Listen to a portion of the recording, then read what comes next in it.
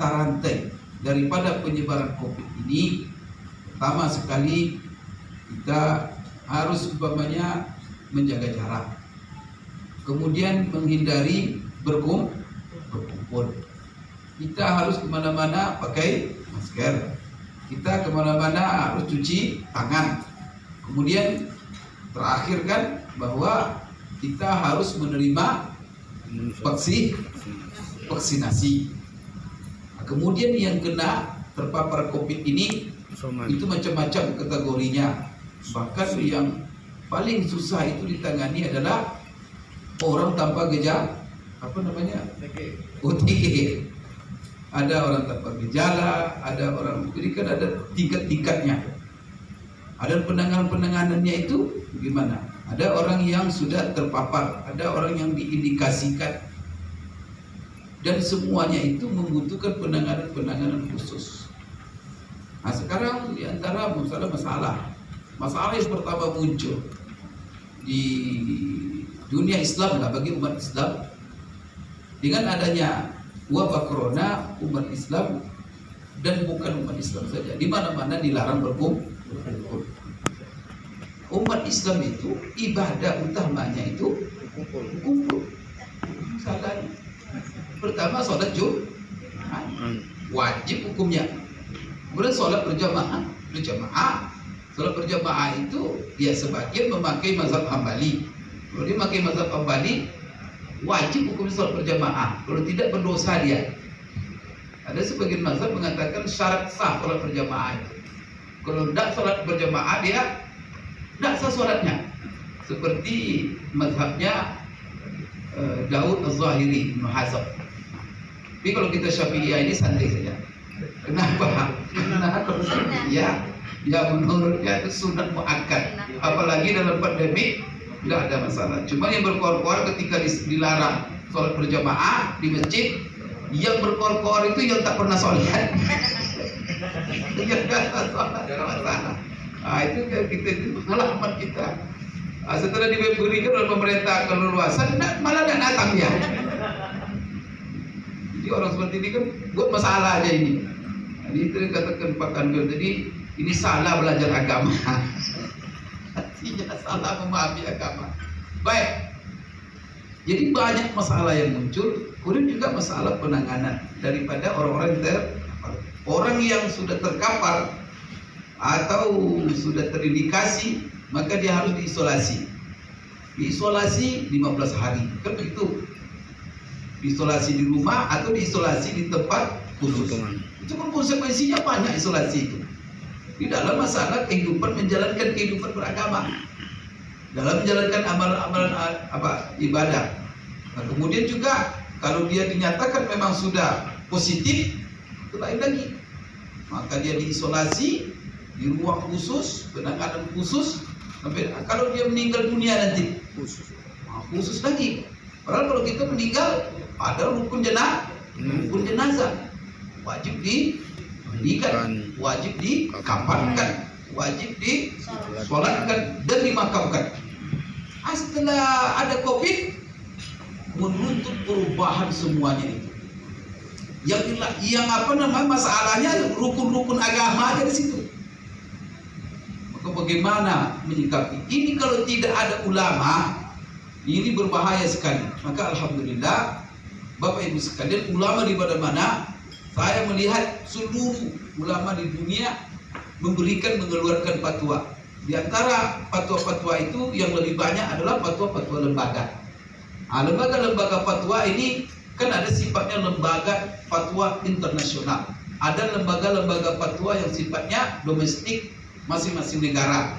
Ada lembaga fatwa yang bersifat organisasi seperti NU punya Bahasa Masail, Muhammadiyah punya Tarjih, kalau Persis punya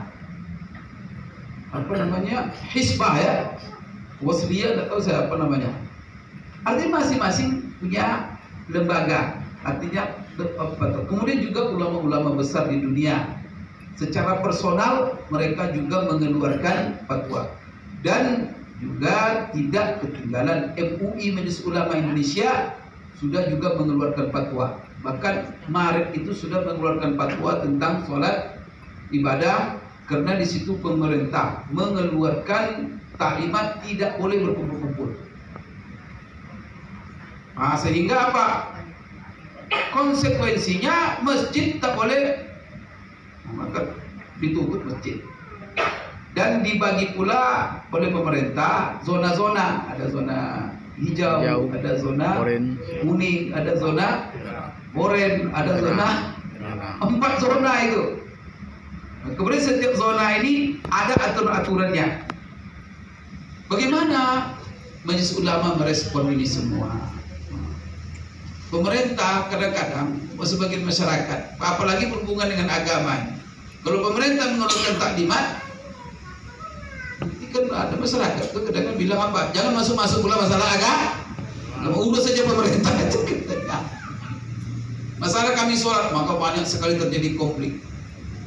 Di YouTube kita lihat itu bagaimana pengurus masjid, imam-imam masjid, kadang-kadang khatib, kadang-kadang astagfirullah. Jadi di sini pemerintah bilang begini, mereka bilang yang lain. Bahkan merongrong masyarakat untuk melawan kebijakan-kebijakan pemerintah, padahal kebijakan ini semuanya demi keselamatan nyawa bersama. Dan dia di hadapan kita, tidak bisa kita mungkiri.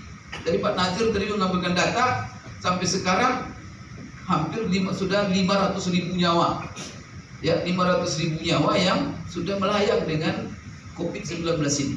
Dan kita sendiri melihat di depan kita, tetangga kita, orang-orang dekat kita, masih muda umurnya, terkena COVID sudah pergi. Alhamdulillah kita ini selamat, mudah-mudahan selamat ini.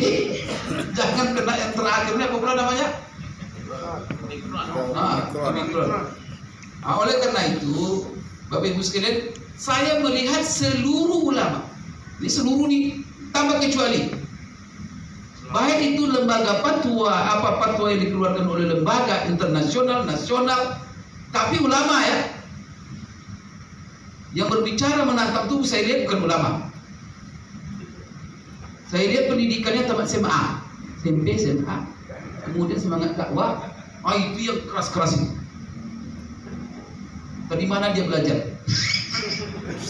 Tapi kalau ulama, saya sepakat. Pertama, apa kesepakatan mereka? Di dalam masalah wabah ini adalah masalah publik, masalah umum, masalah mobilisasi umum. Hal ini tidak bisa ditangani oleh person-person. Ini adalah kewajiban negara. Oleh karena itu, himbauan seluruh fatwa ya di seluruh dunia wajib tunduk, taat, patuh, mengikuti seluruh taklimat pemerintah di tengah-tengah wabah COVID-19. Saya punya buku Majmu'ah Fatawa Ulama Haula Virus Corona, Fatwa Ulama Haula Virus Corona. Itu yang ditulis oleh seorang Profesor Dr. Sa'ad Sabri, Mas'ud Sabri. Itu dia merangkum seluruh fatwa, dan saya sudah baca seluruh fatwa sepakat. Intinya apa?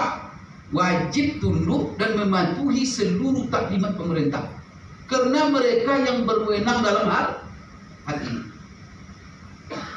Pertama kan virus itu kita tidak tahu. Kan ada ustaz kadang-kadang ceramah, tidak ada virus-virus itu. Kalau ditanya dia, kamu punya ilmu virus tak? Tidak pernah sekolah tentang virus. Dan kalau ditanya dia tentang virus corona itu bagaimana bentuknya, dia tidak tahu. Tapi tiba-tiba tanpa ilmu bilang tidak ada.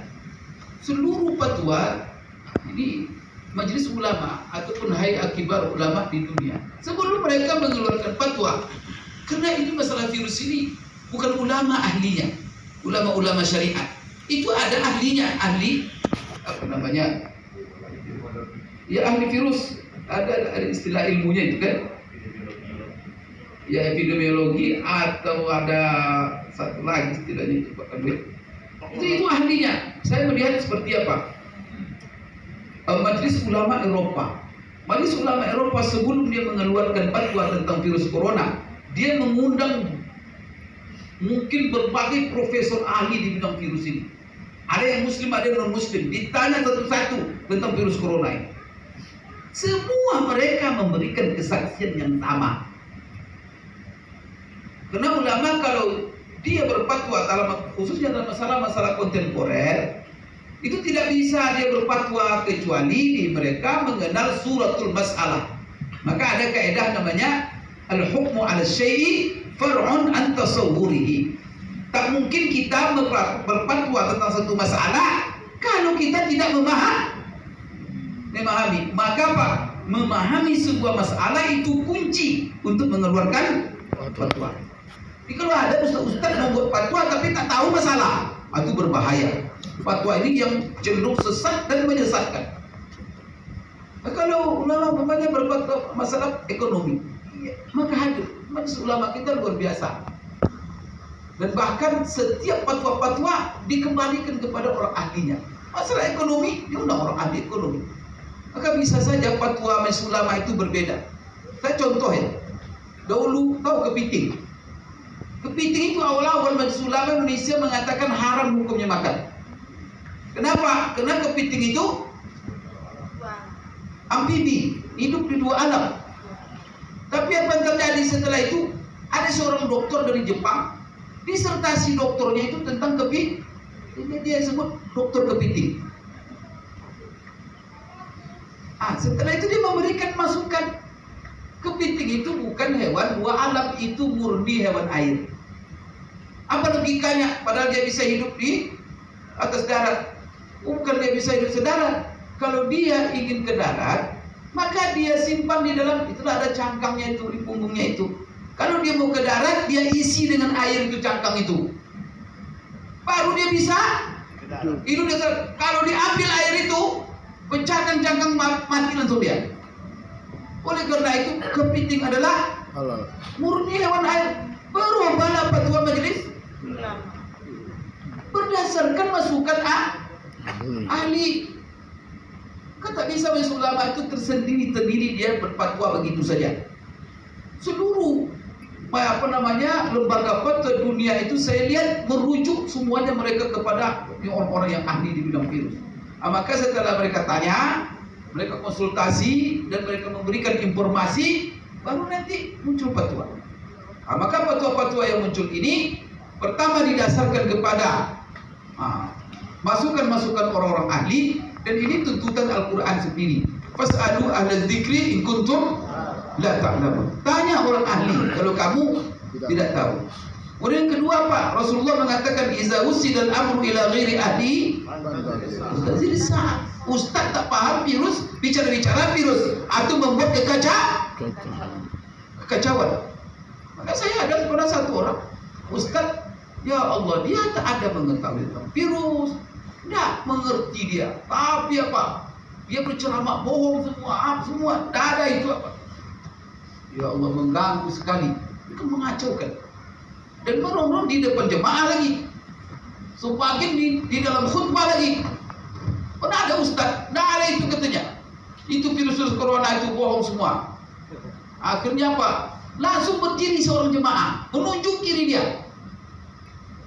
Ustaz, jangan kurang ajar, saya hampir mati oleh virus corona. Jemaahnya berdiri langsung jemaahnya. Kurang ajar Ustaz. Saya ini hampir mati oleh corona. Tuh Ustaz bilang tidak. Nanti Ustaz kena, baru Ustaz merasakan. Ustaz seperti ini kan pengacau kehidupan berbangsa. Ini yang radikal. Tak mau ikut aturan. Ini kan masalah mobilisasi umum. Mobilisasi umum itu harus merujuk kepada waliul amr. Mereka lah yang ahli. Inilah taklimat ya. Seluruh dunia itu taklimatnya begitu. Ikuti taklimat pemerintah karena mereka yang ahli. Maka tak boleh kumpul, jangan kumpul. Sekarang bagaimana? Pemerintah mengeluarkan taklimat-taklimat yang bertentangan dengan nilai-nilai agama. Disinilah fungsi fatwa-fatwa MUI itu, memberikan ketenangan fatwa kepada masyarakat. Maka di antara fatwa pertama fatwa yang keluar itu di seluruh dunia itu ya masalah sholat berjamaah. Kemudian masalah sholat Jumat. Hampir sepakat seluruhnya mengatakan kalau memang virus corona ini berbahaya dan dinyatakan oleh pemerintah berbahaya dan tidak boleh berkumpul, dan dengan berkumpul dia menular, tidak boleh kita melaksanakan Jumat. Maka semua fatwa ulama tutup masjid. coba di mana-mana, di Mesir, di negara-negara Arab, di Saudi, negara Teluk, sampai Tunis, itu masjid rata-rata di waktu mengganasnya virus corona itu rata-rata tutup. Jangan dibilang itu bertentangan dengan agama. Kemarin saya ada ceramah kemarin, di mana tanya oleh seseorang Ustaz, kalau pemerintah ini menghambat-hambat kita agama, wajib kita taati. Apa masalahnya itu, saya bilang? Ya, dilarangnya kita Jumat katanya. Di tengah-tengah alasannya corona, dilarangnya kita berjamaah. Pak, saya bilang, wajib Bapak taati. Saya bilang, kan masalahnya, ada masyarakat ini pengennya melawan aja. Pengennya, ada orang seperti itu. Kalau tidak ketat pemerintah ya di dalam masalah ini, kacau negara ini. Yang mengenal kaidah-kaidah sedalam gitu, ulama. Rasulullah umpamanya, apa yang menjadi alasan? Boleh menutup masjid, boleh kita menyediakan sholat berjamaah dan Jumat selama pandemi. Kalau itu memang dinyatakan oleh pemerintah berbahaya, tak boleh kumpul, tutup masjid. Kemudian juga apa? Jumat sholat berjamaah dan Jumat juga ditiadakan. Apa yang menjadi dalil? Rasulullah SAW sendiri. Coba jangankan di dalam masalah terancam nyawa. Rasulullah SAW umpamanya pernah terjadi hujan lebat di Madinah. Kemudian jalan berumpul, orang kalau ke masjid basah. Maka apa kata Rasulullah? Rasulullah SAW merubah azan. Hayya 'alas shalah menjadi sallu fi buyutikum.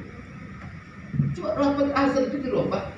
Maka ini terjadi di zaman Ibnu Abbas setelah wafatnya Rasulullah. Maka Ibnu Abbas menyuruh ketika ada hujan, apa katanya kepada muazzin? Kamu bilang sallu fi rihalikum atau sallu fi buyutikum. Jangan bilang hayya 'alas shalah. Lalu dikemanakan oleh muazzin. Orang-orang yang mendengar para mengingkari. Lalu Ibnu Abbas bilang, ini bukan saya melakukan, telah dilakukan oleh orang yang paling mulia dari kita semua, yaitu Rasulullah. Dianalisa, kenapa hanya gara-gara hujan lebat ditiadakan sholat Jumat? Ya bukan sholat ditiadakan, karena Jumat itu kalau tidak ada Jumat, ya zuhur di rumah. Coba, jangankan virus corona, jadi ada kias aulawi di sini. Namanya, kalau kita kan orang MUI kan begitu tuh kayak usul fikih. Itu kias. Lumpur saja, padahal mudarat lumpur itu apalagi kira? Paling-paling terpeleset. Kemudian masalah basah kain, basah itu bisa dikeringkan. Masalah hanya terpeleset lumpur saja, takut khawatir terpeleset lumpur. Kemudian juga basah kain, itu diizinkan kita tidak sholat Jumat. Bagaimana dengan adanya wabah yang mengancamnya nyawa? Nah, coba dia analogi juga.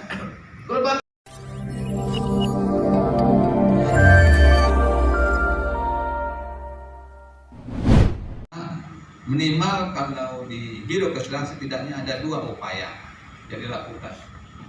Pertama di bidang keagamaan, karena di biro kesehatan pemerintah Provinsi Riau itu banyak kegiatannya di bidang agama, pendidikan, dan sosial. Ini kita lihat upaya bidang keagamaan. Upaya penanganan permasalahan sosial pada dasarnya tidak hanya sebatas tanggung jawab pemerintah. Sekarang pemerintah Provinsi Riau paling tidak ini yang selalu difasilitasi dan bekerja sama dengan pemerintah Provinsi Riau, di samping kegiatan atau ormas-ormas lainnya yang juga kita fasilitasi, selalu berkoordinasi dengan MUI. Sejak didirikan MUI melalui komisinya menjadi mitra pemerintah membentuk produk keagamaan yang dibutuhkan umat. Ini selalu kita koordinasi sampai hari ini. Karena kegiatan MUI ini selalu menjadi support bagi pemerintah Provinsi Riau, karena pemerintah yakin dan percaya bahwa MUI ini memberikan andal dan kontribusi yang cukup luar biasa kepada pemerintah.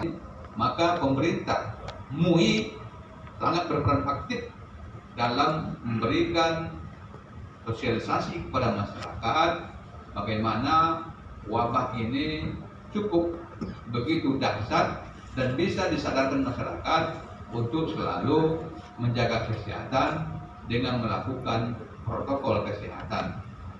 Dan pemerintah tidak bisa bergerak, ada hal-hal pemerintah tidak bisa bergerak sebelum adanya fatwa MUI. Bagaimana suasananya, kondisinya ketika COVID-19 dulu begitu tinggi lonjakannya, bagaimana kerumunan di rumah-rumah ibadah, di masjid, di gereja, dan di mana-mana. Kita tunggu dulu fatwa MUI. Tidak bergerak pemerintah sebelum ada fatwa MUI.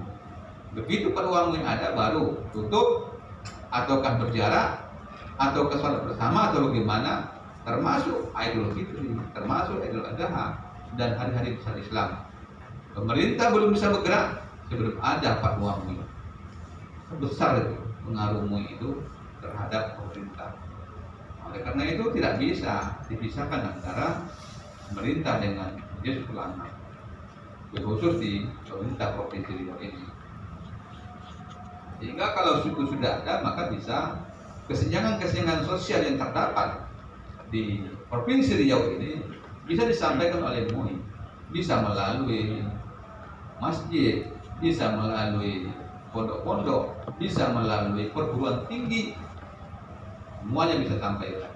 Dan alhamdulillah selama ini untuk sosial, untuk problema sosial yang ada di Provinsi Riau sampai hari ini bisa kita bisa kurangi, bisa kita atasi dengan cara apa? Dengan cara selalu bergandengan tangan antara pemerintah dengan ormas-ormas dan lembaga-lembaga yang ada di Provinsi Riau ini.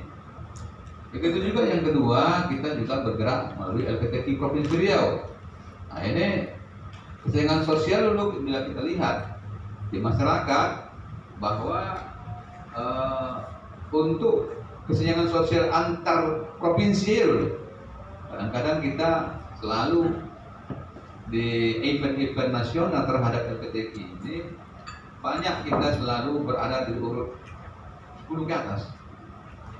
Ketika MTQ di nasional tak pernah Riau ini disebut-sebut 10 besar pun tak ada, apalagi 5 besar. Tapi alhamdulillah dengan kerja bersama semenjak kami menjadi Biro Kesra, alhamdulillah baru 10 tahun terakhir ini SDQ di Maluku Utara baru kita mendapat juara umum 5 di Maluku Utara malam. Nah ini merupakan sesuatu hal yang luar biasa karena memang sinergitas bersama kita lakukan antara pemerintah dan lembaga-lembaga ormas.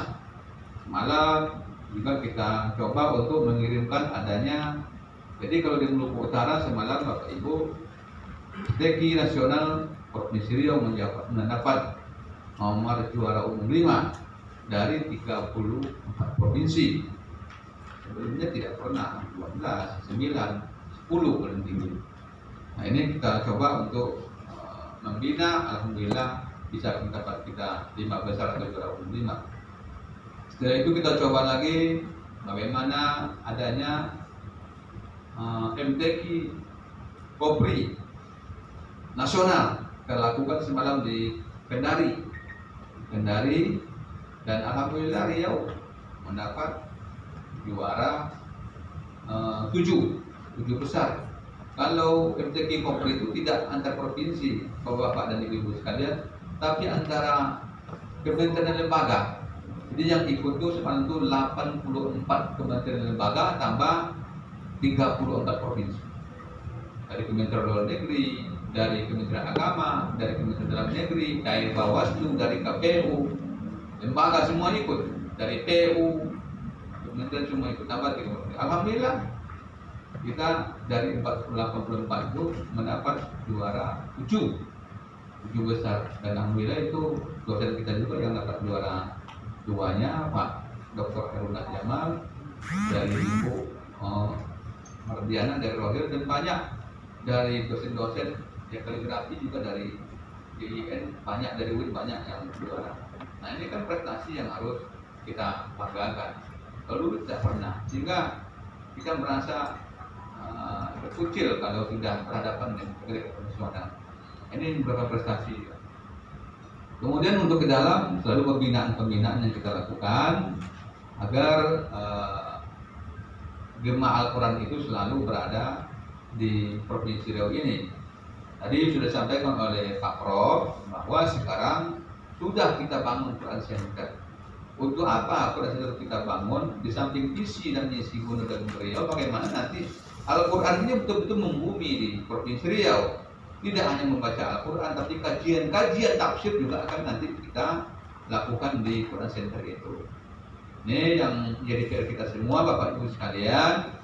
Namun sampai hari ini belum ada lagi program atau model apa yang harus dibuat di Quran Center ini.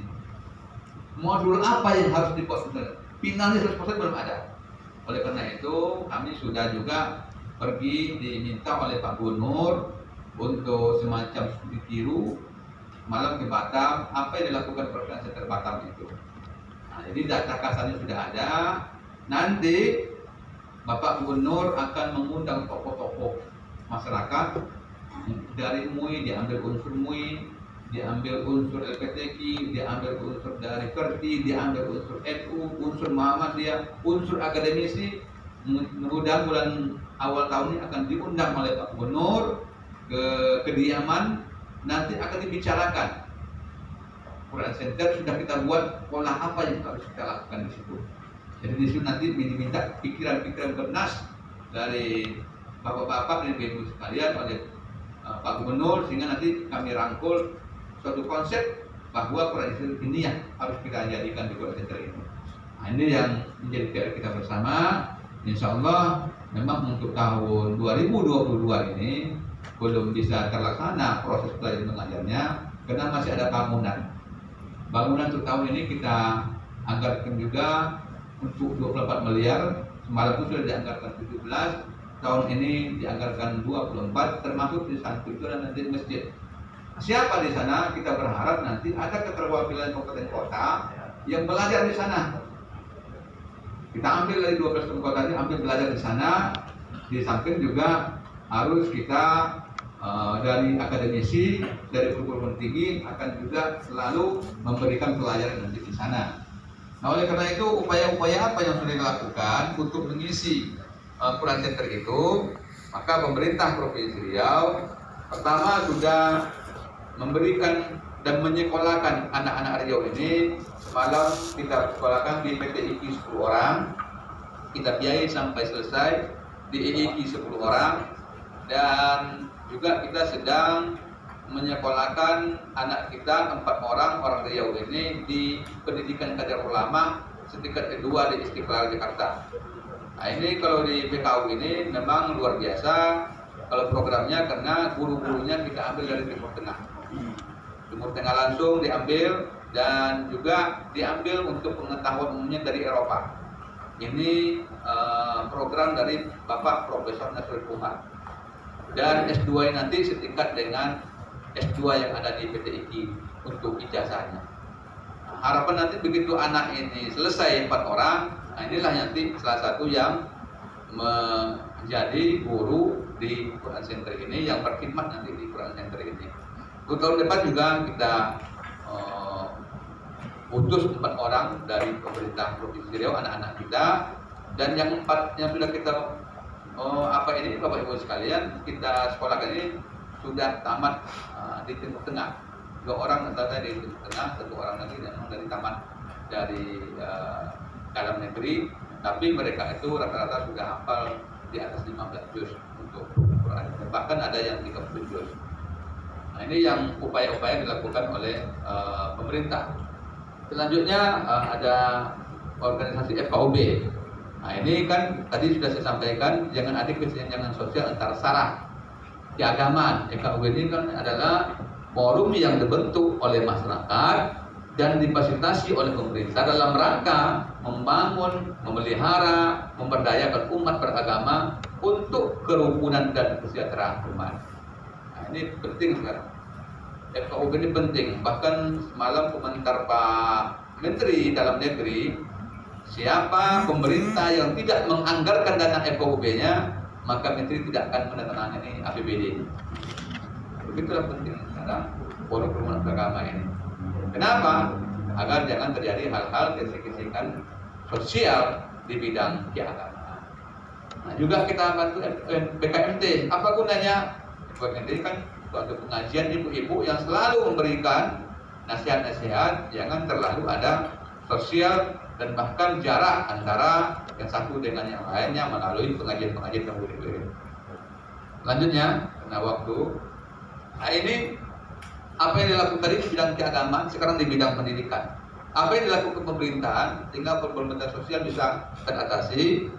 Pertama adalah peran pemerintah melakukan upaya memberikan bantuan sosial pendidikan guna akses kesempatan bagi anak-anak yang belajar. Sekarang banyak anak-anak yang tidak belajar karena ketidakmampuan, apalagi dengan wabah COVID-19. Untuk tahun ini kita sudah menganggarkan bantuan sosial pendidikan itu dan sebanyak 2.640 orang. Kita berikan bantuan sosial pendidikannya dari 78 perguruan tinggi swasta yang ada di Riau. Jadi setiap perguruan tinggi dapat nih bantuannya. Nanti cuma untuk tahun semalam kita bantu sebanyak 2.640 orang. Ini di bantuan sosial pendidikan. Kemudian juga kita bantu juga dari bantuan sosial bidik misi dan bantuan prestasi. Tahun ini data yang ada pada kami, kita sudah memberikan bantuan 7.830 orang anak Riau yang kita beri bantuan pemerintahan dengan dana 89 miliar tahun ini, termasuk S3. Nah, inilah upaya-upaya yang dilakukan oleh pemerintah untuk mencerdaskan kehidupan sosial anak kita,